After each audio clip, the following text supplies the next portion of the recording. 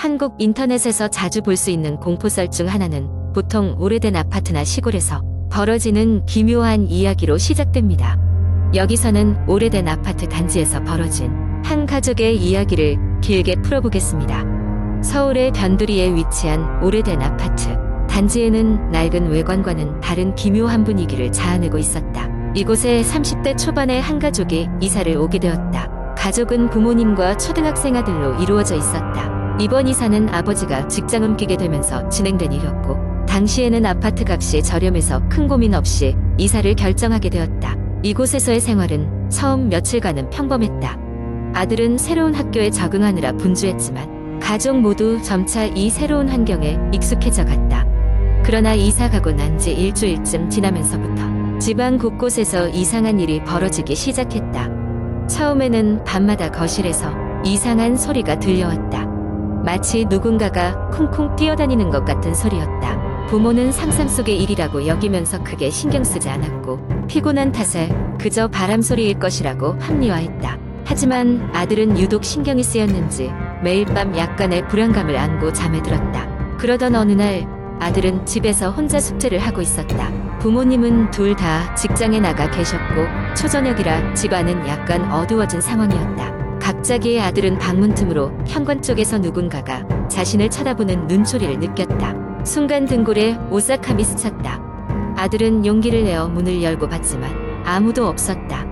혼자서 괜스레 겁을 먹은 것이라며 자기를 달랬지만 그 기분은 쉽게 가시지 않았다. 그날 저녁 부모님에게 이야기를 했지만 별다른 반응을 얻지는 못했다. 그래도 이상한 일들이 빈번하게 일어나자 가족 모두 슬슬 의아해지기 시작했다. 심지어 집을 나가려 하면 현관문이 열리지 않거나 열쇠가 자꾸 사라지는 소동이 빈번히 일어나기도 했다. 어느 날 밤 엄마는 부엌에서 저녁을 준비하고 있었다. 그 순간 오븐 너머로 희죽거리며 웃는 무언가가 스쳐 지나갔다. 순간적으로 놀라 뒤를 돌아보았지만 역시 아무것도 없었다. 그러나 그날 이후로 엄마는 주방에서 이상한 일들이 더 빈번하게 일어난다고 느끼게 되었다. 물건들이 제자리에 있지 않거나 알 수 없는 소리들이 나곤 했다. 가족은 점차 이를 무시할 수 없게 되었고, 결국 아빠는 이 아파트의 역사에 대해 조사하기 시작했다. 가까운 공인중개사에게 이곳의 역사에 대해 물어보았지만 별다른 이야기는 들을 수 없었다. 하지만 이웃 주민 한 명은 아파트가 지어지기 전 그 자리에 있던 집에서 큰 사고가 있었다고 말했다. 그 사고로 인해 많은 사람이 목숨을 잃었고, 그 이후로 그 땅은 저주받은 땅이라는 소문이 있었다는 것이었다. 이야기를 들은 후 아빠는 급히 집에 돌아와 가족에게 이 사실을 알렸다. 이대로 지낼 수는 없다고 판단한 가족은 결국 이사를 결심하게 되었다. 짐을 싸는 동안에도 이상한 일들은 끊이지 않았고, 마지막 날 밤에는 온 가족이 거실에서 잔뜩 겁에 질린 채 모여 있었다. 다행히 이사는 무사히 끝났고 가족은 새로 이사한 집에서 더 이상한 일을 겪지 않았다. 시간이 지나면서 그들은 그 아파트에서의 생활을 마치 악몽 같은 일로 잊어가게 되었다. 하지만 아직도 그 아파트에서 소문은 끊이지 않았다. 또 다른 가족이 이사 온 후 똑같은 일을 겪는다는 이야기가 인터넷 커뮤니티에 자주 오르내린다는 소식과 함께, 그리고 늘 이야기 끝에는 하나의 경고가 덧붙어 있다. 이 아파트로의 이사를 고려한다면 신중하게 생각하라고. 두 번째 이야기. 한국의 인터넷 커뮤니티에는 수많은 공포 이야기들이 존재하지만 그 중에서도 특히 사람들의 기억에 오래 남는 것은 삶에 익숙한 공간과 근처에서 벌어지는 이상하고 섬뜩한 경험들이다. 다음은 그러한 이야기를 상상하여 쓴 것이다.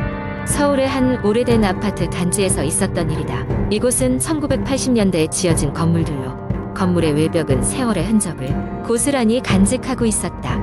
주민들은 대체로 고령층이어서 아파트는 다소 조용한 편이었다. 그러나 어느 날 백삼동에서 일어난 한 사건이 단지를 뒤흔들었다. 사건은 겨울의 한복판, 눈이 쌓이고 찬바람이 아파트 사이를 스칠 즈음 일어났다. 백삼동 5층에 사는 김씨 부부는 항상 아파트 단지 내에서 가장 오래 거주한 것으로 알려져 있었으며 단지의 일종의 풍경과도 같은 존재였다. 그들은 대부분의 아파트 주민들과 자주 마주치고 인사를 나누는 사이였다. 그러나 몇 주 전에 김씨 부부는 해외로 여행을 떠났고 아무도 그들을 볼 수 없었다. 문제는 몇 주 후 한이웃이 5층 복도를 지나가다가 이상한 냄새를 맡게 되면서 시작되었다. 처음에는 무엇인가 타는 냄새라고 생각했지만 곧이어 그것은 어떤 부패한 냄새임을 깨달았다. 냄새는 점점 심해졌고 복도를 가득 채웠다. 불안감을 느낀 이웃은 즉시 관리소에 연락했으며 관리소 직원이 냄새의 근원을 찾기 위해 김씨 부부의 집을 방문했다. 관리소 직원은 인터폰으로 몇 번이나 호출했으나 아무런 응답이 없었다. 이웃의 증언에 따르면 그때 아파트는 마치 시간이 멈춘 것처럼 정적에 휩싸였다고 한다. 관리소는 결국 경찰에 연락했고 며칠 뒤 경찰이 도착하여 문을 강제로 열었다. 그곳에서 발견된 것은 참혹했다. 김씨 부부는 둘 다 침실에서 숨진 채 발견되었다. 희미하게 들리는 라디오 방송은 그들이 세상을 떠난 시간을 가늠할 수 없는 혼란의 상황을 더욱 생생하게 만들었다. 그러나 이상한 점은 거기서 끝나지 않았다. 수사 결과 김씨 부부는 분명 해외로 떠났다는 것이 밝혀졌으며 그들이 이곳에 있어서는 안 된다는 사실이었다.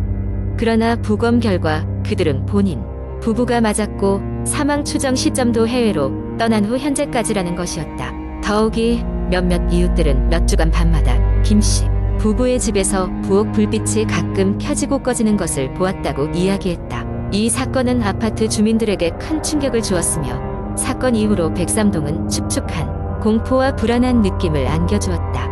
결국 많은 주민들이 이사를 결심하게 되었고 백삼동은 귀신 나오는 동이라는 괴담이 되어 단지 내에서 회자되었다. 김씨 부부의 죽음에 대한 미스터리는 여전히 풀리지 않은 채 부엌 불빛 속에서 무언가를 준비하는 그림자가 때때로 보인다는 이야기가 사람들이 입에 오르내리게 되었다. 이 이야기는 여기서 끝을 맺지만 우리는 과거의 기억과 현재의 공포가 교차하는 곳에서 언제든 상상 이상의 일들이 벌어질 수 있음을 깨닫게 된다.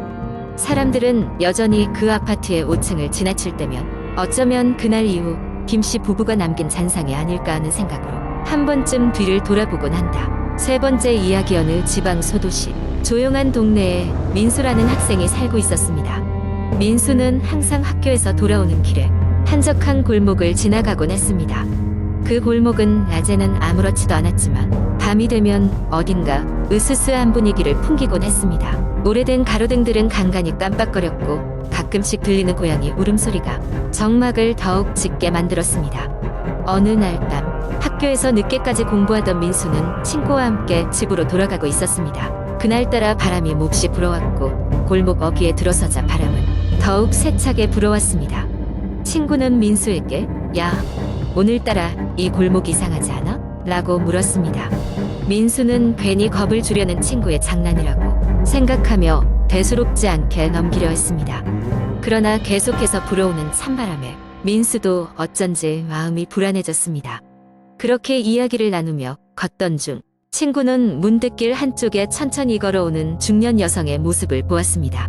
그녀는 허름한 옷차림에 긴 머리카락이 얼굴을 덮고 있었습니다. 그녀의 걸음걸이는 불안정했고 뭔가 중얼거리는 것처럼 보였습니다. 민수와 친구는 누구인지 알아보려 고개를 돌렸지만 여성은 이내 어둠에 녹아 사라졌고 어디에도 보이지 않았습니다. 친구는 갑자기 소름이 돋았다며 그 자리를 빨리 떠나자고 했습니다. 민수도 이상한 기운을 느끼고 발걸음을 재촉했습니다. 골목을 빠져나와 아파트 단지로 들어서자마자 그들은 안도의 한숨을 내쉬었습니다. 두 사람은 곧 가벼운 농담과 함께 떨어져 각자의 집으로 들어갔습니다.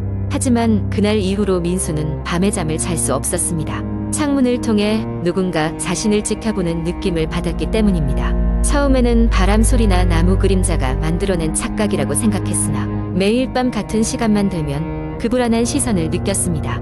며칠 뒤 민수는 학교에서 귀가하던 중 같은 골목에서 다시 그 중년 여성을 보았습니다.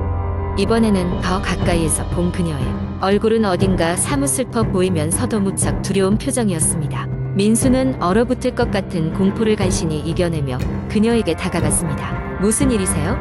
라고 용기 내어 물었지만 여자는 아무런 대답 없이 민수 뒤를 지나쳐갔습니다. 그날 밤 민수는 엄청난 악몽에 시달렸습니다. 꿈속에서 그 여성은 울부짖으며 무언가를 찾는 것처럼 보였습니다. 악몽 속의 골목은 끝없는 미로였고 민수는 거기서 벗어나기 위해 그녀의 뒤를 따라갔습니다. 그녀의 뒷모습을 쫓던 민수는 문득 그녀가 서 있는 곳에 도착했습니다. 그녀는 그 자리에 멈춰서서 민수를 바라보았습니다. 그 순간 민수는 여자의 얼굴을 제대로 볼 수 있었고 그녀의 슬프고 절박한 눈빛이 마치 도움을 청하는 듯한 느낌을 받았습니다. 다음날 민수는 어머니에게 꿈 이야기를 듣고 어머니는 잠시 고민하더니 예전의 이야기를 하나 들려주셨습니다. 그 골목 근처에는 오랜 시간 전에 큰 화재가 있었고 많은 사람들이 다치거나 목숨을 잃었습니다. 그때 그쪽에서 살던 가족 중 한 어머니가 아이를 잃고 나서 계속해서 그 아이를 찾기 위해 밤마다 돌아다녔다고 합니다. 누구나 한 번쯤은 그 여인의 귀신을 봤다는 소문이 있었지만 자세한 정체는 아무도 몰랐습니다. 그 이야기를 듣고 민수는 왠지 모를 안타까운 마음과 함께 그녀의 혼이 아직 그 자리를 떠도는 이유를 알 것 같았습니다. 그 후로 민수는 골목을 지날 때마다 그녀의 안식을 위해 조용히 기도하곤 했습니다. 이상하게도 그날부터 창문 너머로 느껴지던 시선은 점차 사라졌고 민수는 다시 평온한 밤을 맞이할 수 있었습니다. 그 후 민수는 이상하게도 더 이상 골목에서 여성을 본 적이 없었습니다. 대신 그곳을 지날 때마다 어디선가 부드러운 바람이 불어와 마치 감사의 인사를 전하는 것처럼 느껴졌습니다. 민수는 그럴 때마다 따스한 미소를 지었고 왠지 모를 평온함을 느꼈습니다. 이렇게 민수의 경험은 그저 한바탕의 오싹한 이야기로 남았지만 그에게 있어선 생을 넘어선 이해와 위안을 얻었던 특별한 기억으로 오래오래 기억되었습니다.